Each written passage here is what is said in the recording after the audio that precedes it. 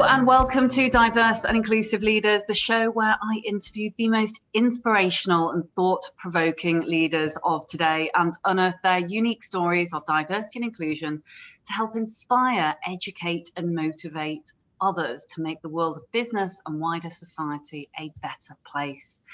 Today, I am thrilled to be joined by Mita Mallick.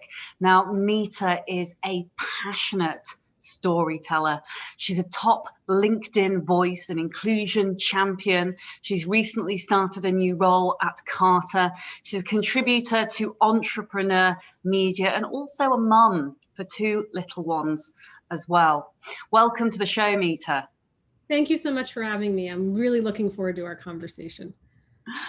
I'm thrilled to have you joining me today. And, you know, obviously I know a fair bit about the superb background you have on a professional level, but I wonder whether you could, just for those listeners who are tuning in today, whether you could tell us a little bit about how you came to be where you are today.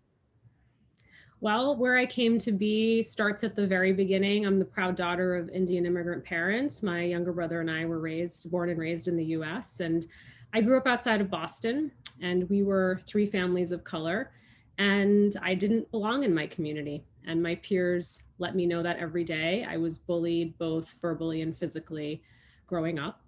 And I also felt like I didn't belong in the world because I didn't see myself reflected in products and services and stories. And I can remember my mom bringing products back from India when we would go and spend summers there, and or mixing things in the kitchen for my skin because it just wasn't available. And wow, has the world changed. I did not grow up in the era of Instagram, but now there are so many Black and brown voices and voices of underrepresented groups everywhere. But that really has driven me my entire life and drove me to go into marketing because I was such a passionate storyteller. And I was really interested in whose stories got chosen to be told and why, and whose voices we amplified and why. So I had a very long career in marketing, and every time I had a seat at the table, I asked the question, why weren't there people like me represented in campaigns? Why didn't these products work on my skin tone? Why were we casting for racially ambiguous individuals? Why weren't we showing individuals with dark skin? These are things that always just sort of I'd been championing for. And I just recently ended a long stint at Unilever. And there it was, I transitioned into diversity, equity, and inclusion when my then CEO asked me to. And now I'm at Carta. But if you know that story about me and my upbringing, it would make sense how I ended up where I am today. Lisa, thank you so much for sharing. And I mean, as ever, when I speak with you, I love how beautifully articulate you are when you tell what is ultimately a very challenging story to get to where you are right now. And like yourself, I always felt I didn't belong. It was very culturally confusing for me growing up because, and I know I've mentioned to you before, being Chinese, adopted by white British parents, you know, you're kind of, you know, it's that often that cultural confusion, especially when you're younger and so impressionable, I think, in the early days, that can have a huge impact. But clearly it's not stopped you getting to where you are. I wonder, how do you think the experiences of your past and your journey, as it were, have really shaped some of the incredible campaigns and the work that you've done at Unilever? And beyond that, before that, I should say, rather, how has that had an impact in the world of your work? Yeah, I mean, it's fundamental to who I am. I want everyone to find their voice and never stop using it because my voice was silenced for so long. And I think one of the things we really focus on is, of course, making sure that we all can bring the best versions of ourselves to work. That's so important because when I bring the best version of myself to Carta, I'm going to reach my full potential and the company will reach its full potential. And imagine if we all had that opportunity. It's just an amazing impact. But also thinking about this idea of inclusion in marketing, like how do our brands and products and show up in these communities? In the US today, it's $3.1 trillion of buying power from what we call the multicultural consumer. And my gosh, if you're sitting here today and your company doesn't have a strategy to think about how you are connecting with the Black, African American, Hispanic, Latinx consumer, you wonder if you'll be in business in 10 years.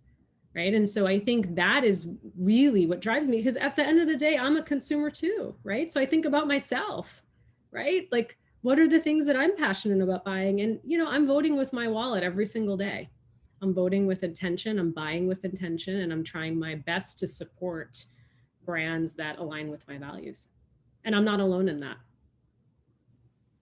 I absolutely concur. And it just makes me think, how in this day and age can organizations think that they can market towards these consumers without having those demographics in their boardrooms? I mean, to me, it's just madness. It is madness. And you also think about, as I talk to board directors, of course, if you're sitting and you have a board seat and you're sitting at the table and you have access, you should be asking, absolutely, show me your DE&I plans and strategy. And if you don't have one, that's okay, because let's start. Because oftentimes people don't have one and they're scrambling. It's okay. You don't have one, let's start.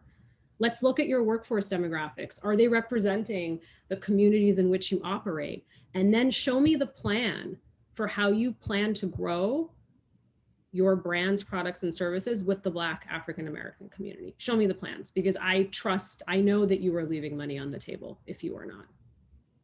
Exactly. And that's it. It's a strategic business priority. I'm not sure about you, Mita, but I am so fed up of hearing, oh, but there is a business agenda here, da, da, da. It's like, yes, we know that. It is a critical strategic priority. It's not even, I won't even entertain conversations about that it's nice to have kind of thing. It's like, yeah, that was ages ago. Let's move on now with the times, right? Absolutely. And then the other thing I'm challenging leaders to think about is, like, you can say you stand for values, but when are you ready to stand up for them? So it's very easy when I speak with white leaders and they say, Black Lives Matters. I care about Black Lives Matters. And I actually think they do. But then if I go on your Instagram feed and I see that you don't have any Black talent featured on your Instagram feed, no Black voices, that doesn't match. Your intention doesn't match the impact. And so that's what I think all of us, I say myself as a consumer, this is what I want to know, right? And you mentioned that, Mita, the experiences perhaps in boardrooms. And I say this, that, boardrooms around the world, ultimately, because you found your voice, you found your confidence and your passion from coming from a place that was one that, you didn't belong, exactly the same as myself.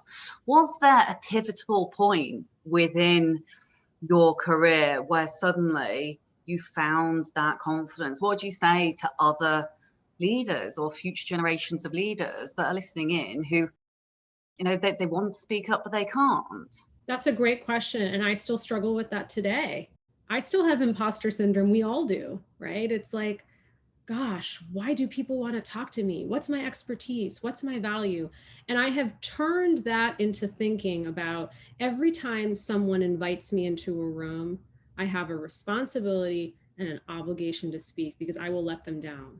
They have thought of me and included me. You invited me on this podcast today because you thought I had something to share with the audience that would be valuable. And so when I start thinking about that, it sort of changes the frame. And I will tell you, one of my most early career experiences, I graduated from business school. I went into marketing. I was so excited to be at this company. And I'll never forget, several months in, my manager at the time pulls me in, just impromptu, into a conference room. He's wearing a very ugly Hawaiian print t-shirt, I can still remember, seared in my memory, and sits me down and says, we just had a talent review, which many large companies do. And I wanted you to know that no one knows what you do here. No one sees you speak up. You're a wallflower, and you're not going to become a manager, never mind a director here. And that was one of the most pivotal moments in my career. It was devastating. I went home and had my pint of Ben and Jerry's Chunky Monkey and felt sorry for myself. But then I realized there was truth in what he said, because I was so, if you heard my story, I wanted to be a leader. I show up in corporate America and I'm afraid to speak up. I'm afraid to use my voice. I'm afraid that people will judge me. The lights are on. I'm taking notes, but I would be the person who would show up early for the meeting and go sit all the way in the back. I'd go sit on the radiator, right? Not even at the table. But that was a moment that was really, I ended up leaving that job shortly after, but I thought to myself, I have got to start practicing using my voice. Like this has to be something it's a muscle that you practice. I'm not an athlete, I run fast, but it's that same sort of notion. And so if you ask my husband over the years, he will hear me practicing in front of an empty room. He will hear me when I'm driving or I'm in the shower. And so this idea of like constantly practicing listening to my own voice, right, is something that didn't happen overnight, but something I'm consistent at. And one of the tips I would give to anybody who is really anxious about speaking up is when you show up at a meeting and something's presented and then there's a pause and they say, okay, any questions or feedback? Be the first to ask the question. I still am. There's always a pause because once I ask the question that one time, I get the confidence to do it over and over again. So just start. You have to start somewhere. It is so inspiring hearing you say things like this. And I would bet that people who are listening are thinking, I always pause, because I did as well. It does, you know, when you talk about this confidence being a muscle, it is so true. We aren't all born with it. And how can we blame people who have had a background where they've not, one, seen themselves represented in the boardroom, but number two, their personality traits may be very, very different. One of my mentors, I won't mention who, but she is an unbelievably seasoned exec headhunter recruiting for CEOs all around the world. And I remember going to her for advice a number of years ago and crying my eyes out. And she said, there's no F's in the boardroom. And do you know, I remember that. I remember it literally like it was yesterday. She said there's no F's in the boardroom. And it makes me think about everything that you're saying there. It's like, well, one, there aren't people that look similar. Scratch below the surface to those invisible diversities as well, and personality types. Absolutely. You know, there's no, where's the F? Where's the emotion? Why does it not exist? That, I mean, it's just absolutely crazy. You know, I've read some of the incredible articles that you've written and the interviews and everything like that. It's like bringing the heart and soul to the boardroom environment, to the products and services that we buy as consumers is so critical, especially in this modern world, right? So I can go off on one, Mita, quite easily. Point. It's about empathy. And it's about having the courage and vulnerability to say, Leila, I actually don't understand your life experience and I need to educate myself on that. And to be able to lean into that. Because at the end of the day, I've been a marketer. I am a marketer. We can be quite arrogant because the job of a marketer is, Leila, I know you so well that I can surprise and delight you with a product or service you never expected. But the question is, do I really know you and the history of your community and what you've been through? And that can often be the disconnect. And so to lean in and to understand what another life experience is that might not be your own. And so my job is every day when I'm showing up in leadership team meetings, when I have a seat at the table, to bring that heart and to share my story. Because at the end of the day, stories can be so moving and powerful. That's what we remember. And to the point you made earlier about storytelling and sharing your story is that our stories are constantly being rewritten. Last year was a big year of many of our stories being rewritten. And sometimes we're still healing from what we've experienced in our stories, but there's so much power when you share your story. For me, when I share my story, it's taking my voice back. It's helping me heal. And I know there's somebody out there who has experienced something similar to me and that they can connect. And there's power in the community. I absolutely concur. And I mean, what I love is your kind of your absolute raw honesty and humility.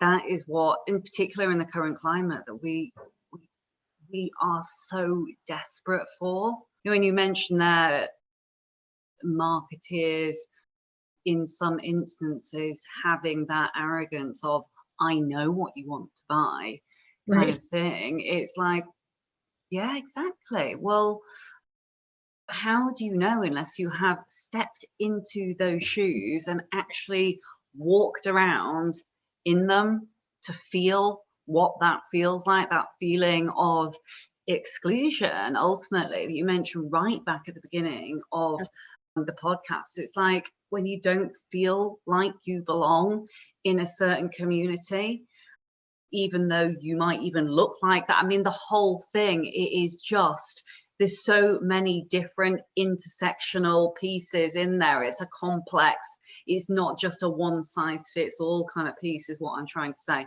And you'd be able to articulate it far better than me.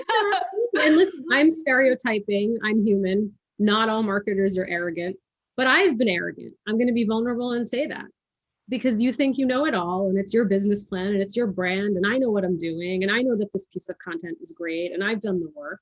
But that's the really difficult part, right? To be vulnerable and say, I actually don't know. I need help. And that leads me to another point on storytelling. I also think there are so many stories out there to listen to and read and learn from. And often the burden of education is on Black and brown people in our workplaces and workspaces to do the education. And as marketers, as storytellers, we always want a primary source, right? Let me go to Leila and ask her about her life experience. And if I don't have a psychologically safe relationship and space with Leila, it is a burden, right? It's traumatic for her to retell her story, right? So especially in the US, if you imagine with our Black colleagues and friends and employees and the generational trauma that the Black community has faced and continues to face in the US, at what expense do you need to hear the story from a primary source, right? You don't. Google it. There's YouTube.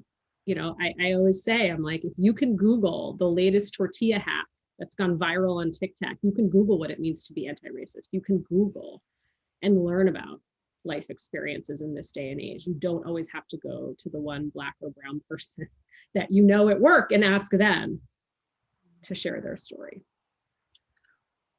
Again, you've articulated it so well, and I think that is a major part of the challenge, is instantaneously individuals think, hey, it's up to them to solve, they'll know the answer. Yeah. At what point, you know, does preaching to the converted make this get better if you're A, within that community, or B, you know, from the outside looking in, expecting those people to solve an issue when they're already layers and layers deep? It's the allyship that we need ultimately. It is the allyship amongst so many other things. And another thing as well is just on that point, it is kind of, you know, unless we've walked in those shoes, which I know we mentioned before, then we cannot physically, we can't say, oh, I understand. You know, we can't empathize on that level. You know, I'm not Black, obviously. And so I can't possibly understand the trauma that is to have seen and experienced that systemic racism ultimately. But I can experience in many different ways. Yeah. I would also say, if you have a Black, brown colleague, a colleague who comes to you and wants to share an experience that they have, a racist experience, how can we have that conversation and honor it? And I think so many of us, so many leaders are scared to have courageous conversations on race. I always find this interesting because I am not scared to have a courageous conversation on race. It's been my life experience. I can't remember a day that I haven't, right? But if you haven't had a courageous conversation on race, then there's also a moment for you to acknowledge the privilege you hold if you haven't had that. But if I come to you and I want to share with you an experience I've had, one, I trust you to do that. So you need to honor it. And you need to also recognize, and this is where, Leila, it's so fascinating. We as leaders have been trained to problem solve, right? So when I come and share something with you, your immediate gut reaction is like, I want to solve it for Mita. And that's what's uncomfortable. You can't solve anything. This is systemic. This has been going on for centuries. I just want you to honor the space and allow me to share with you my truth and for you to learn about it. And it's not your moment to be an investigative journalist. Did that really happen? Did they really say that? What was the time? What was the date? Because I know that person and they would never act that way. And it's also not a moment for you to dismiss my experience, right? And it's also not a moment for you to create a false equivalency, right? So a white woman saying that, oh, I understand what it's like when people touch my body. When I'm pregnant, that happens to me all the time. That is not the same when a Black woman's hair consistently is touched without her asking. They're two different experiences and they both need to be honored, but they can't be compared. And so that is the truth about courageous conversations on race, is that you won't find closure. You will just find moments to build bridges and trust. And that's what we have to know when we go into those conversations. You're going to walk out feeling very uncomfortable and feeling like you accomplished nothing. But what you did in that moment was you created a connection with someone else who allowed you to hear their truth and that you honored it.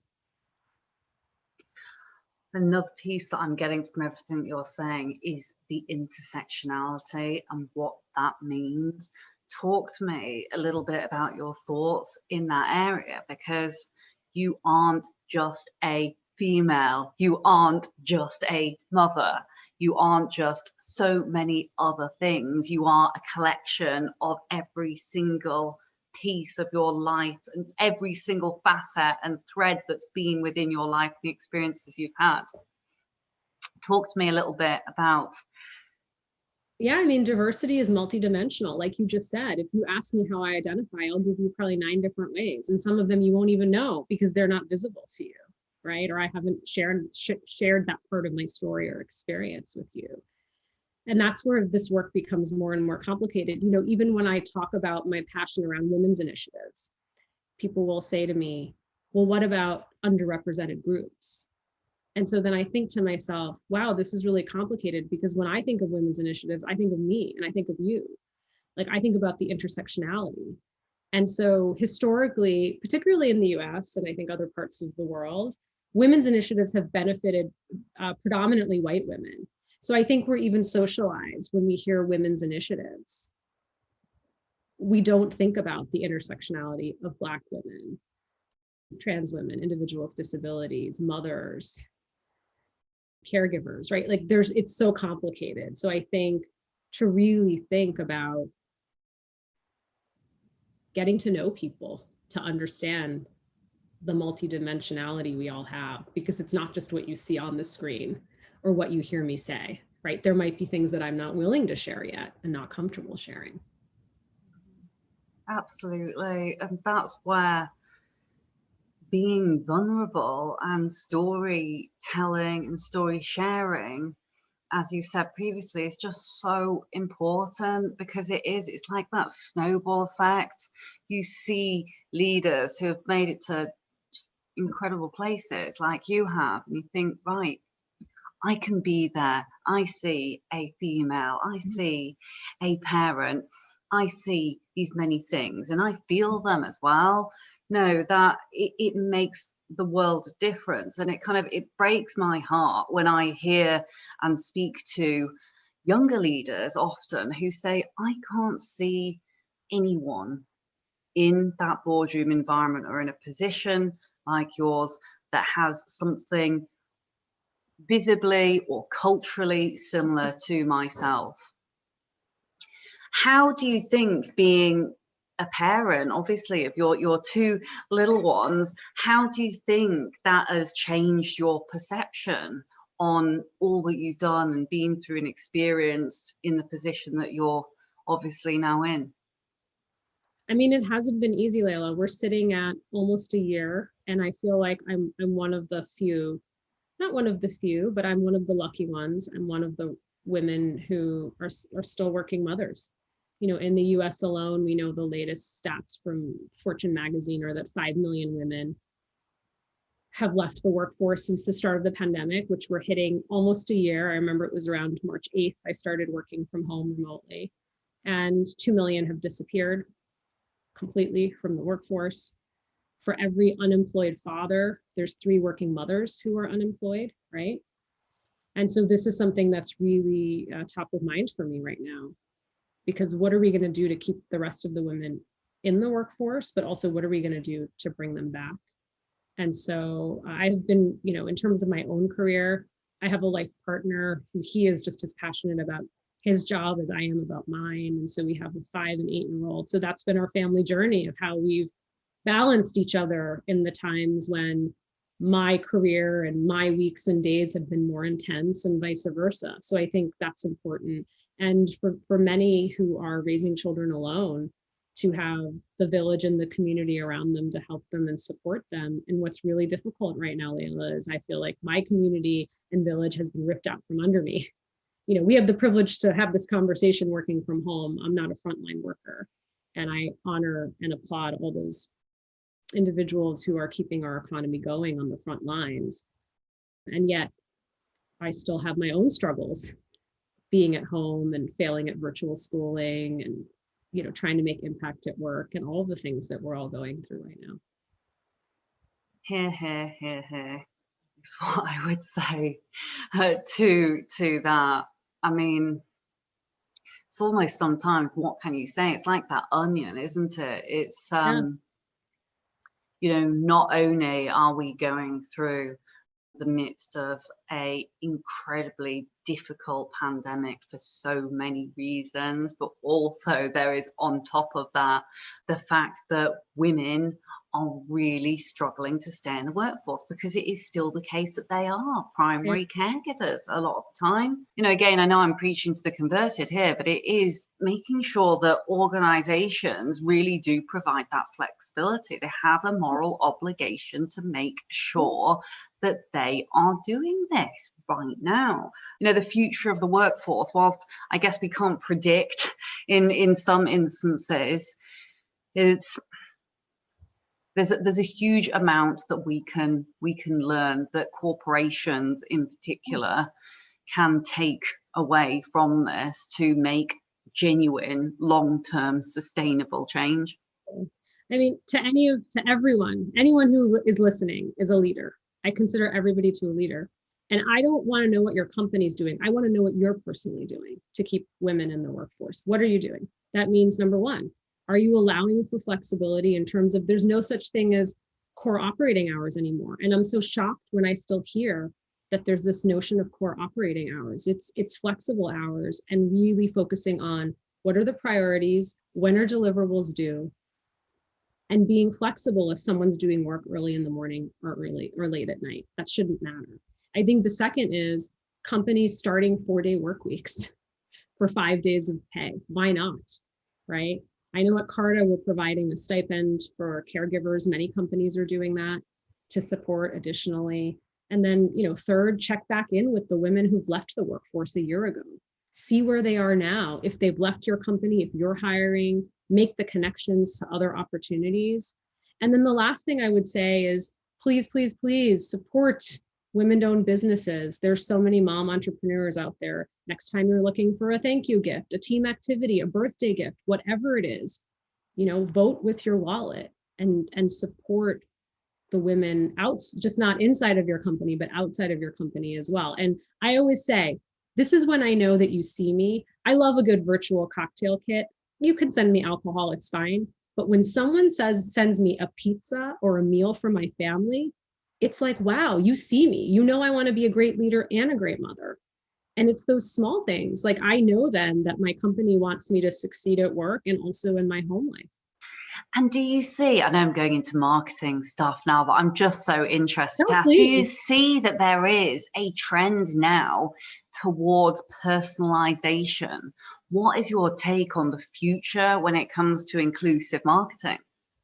I mean, there's hyper personalization. I mean, you go on Instagram and every day there are brands being built where it's not retrofitting. It is built on the heart of inclusion. One of my favorite brands that came about years ago is Billy's Footwear. If you haven't heard of them, please follow them on Instagram. But The gentleman who founded the company actually had a very large fall, almost 20 stories he fell, and he became paralyzed from the waist down. And he realized that he didn't have any shoes that had in the marketplace for him that were inclusive design. So the footwear was a solution for himself, which is now zippers, right? That you can easily put on your feet. And so just so many examples. Nude, which is another example of nude apparel wear.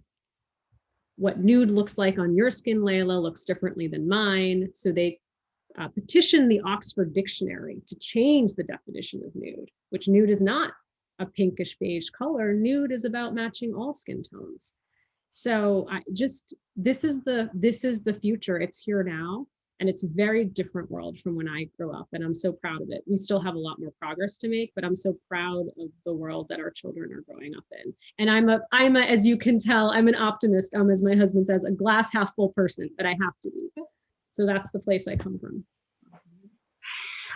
It is so true that you have to be a glass half full person, I think, in the world today. It's that power of positivity that ultimately drives and inspires change. It is, don't get me wrong, that when I say that, it's easy. We've all been there. I have been there, where I felt massively the victim. Why me? Why is it this situation? It's not fair, etc. But how on earth are we going to change things unless we don't stick together and keep that positive frame of mind, that positive attitude ultimately? And that's what I love about speaking with you, Mita. You know, you're always positive despite everything that is going on in the world, despite where you've come from, the difficulties and the challenges that you have had. You're still able to put a smile on your face and say, right, we need to change, and this is what we're going to do to get there. Because there's no good us sitting back, I suppose, and, you know, being relaxed about someone else will sort it out, because it won't change for our future generations, our children, our children's children, if we don't do something right now.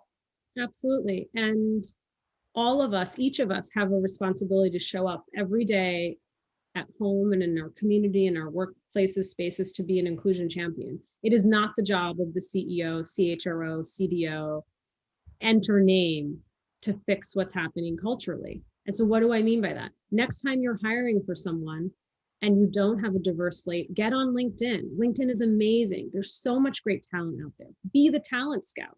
Next time you're in a talent review and someone says, well, Mita's up for a promotion, and the response is, oh, but she just had a baby.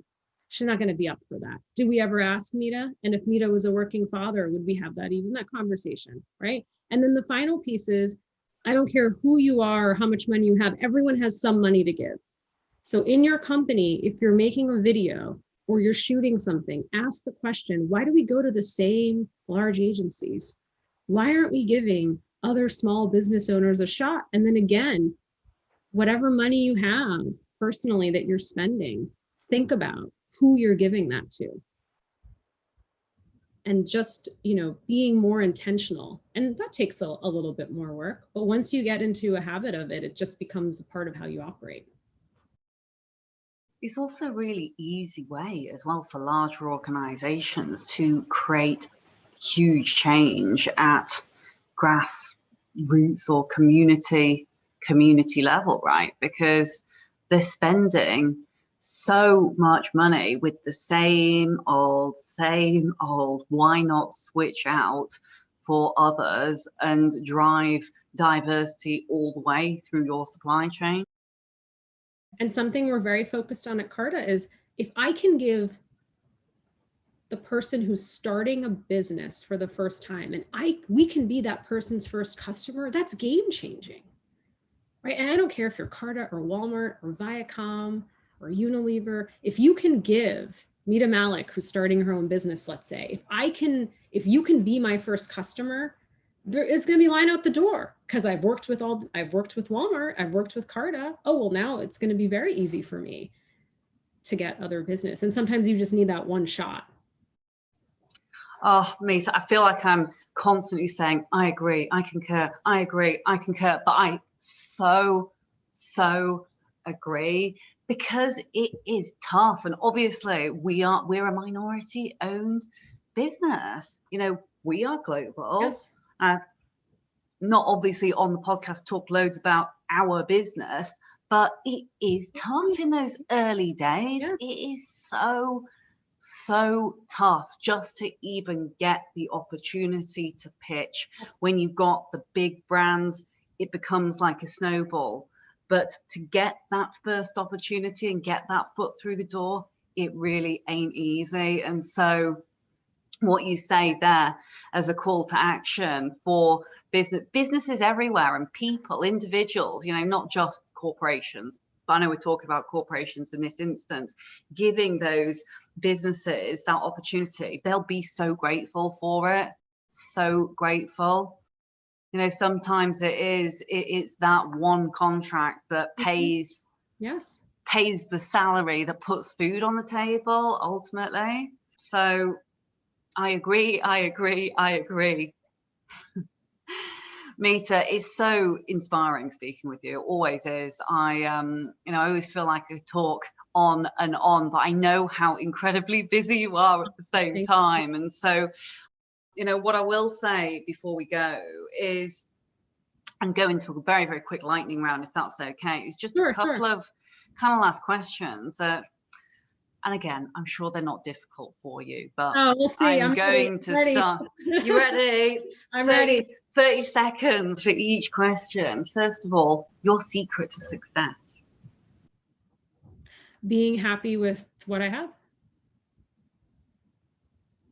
Being grateful for what I have while I continue to work for what I want. But I think too many of us are chasing out there, and I'm grateful to be on your podcast. I'm grateful to have my voice amplified, and that's success for me. And what about your biggest inspiration?